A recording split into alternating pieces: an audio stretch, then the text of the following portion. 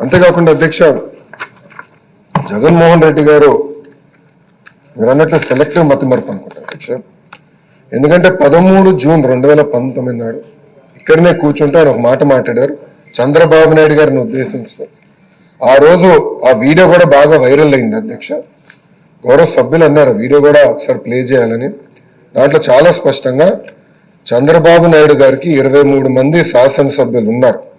ఒక 5గురిని లాగేస్తే ఆయనకు 18 లేదంటే 17 మంది ఉంటారు.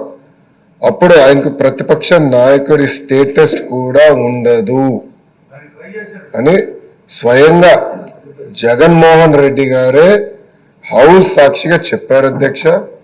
ఇప్పుడు వచ్చి ప్రత్యేకంగా మీ పైన వ్యక్తిగతంగా ఆరోపణలు చేస్తాం, ఆయనకున్న దొంగ పేపర్ దొంగ ఛానల్ వాడి ఆరోపణలు చేస్తాం. హౌస్ పరువుని తగ్గిస్తున్నారు అధ్యక్ష. అధ్యక్ష, ఈరోజు ప్రజలు నిర్ణయిస్తారు ఎవరు ఎక్కడ కూర్చోవాలని. ప్రజల తీర్పుని గౌరవించి ప్రజల తరపున పోరాడాల్సిన బాధ్యత పార్టీల పైన ఉంటాయి అధ్యక్ష. గౌరవ ఉప ముఖ్యమంత్రి గారి కన్నా జగన్మోహన్ రెడ్డి గారికి ఎక్కువ భద్రత సిబ్బంది ఉన్నారు అధ్యక్ష. It is a matter of fact today. ఎక్కడ కానీ మేము లీడర్ ఆఫ్ అపోజిషన్ కానీ ఎన్ని పరిణామాలు తీసుకోకుండా threat based on that Z+ security ఆయనకి ఇస్తున్నాం. గౌరవ ఉప ముఖ్యమంత్రి గారికి Z కేటగిరీ ఉంది అధ్యక్ష, Z+ ఇచ్చారు అధ్యక్ష.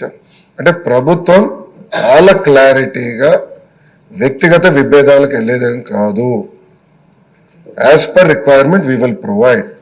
బట్ చట్టం చాలా క్లియర్ గా చెప్తే మీకు హోదా రాదు అని చట్టం చెప్తే హోదా కావాలి చట్టాన్ని మీరు ఉల్లంఘించండి అని చెప్తాం. చాలా చాలా బాధాకరం.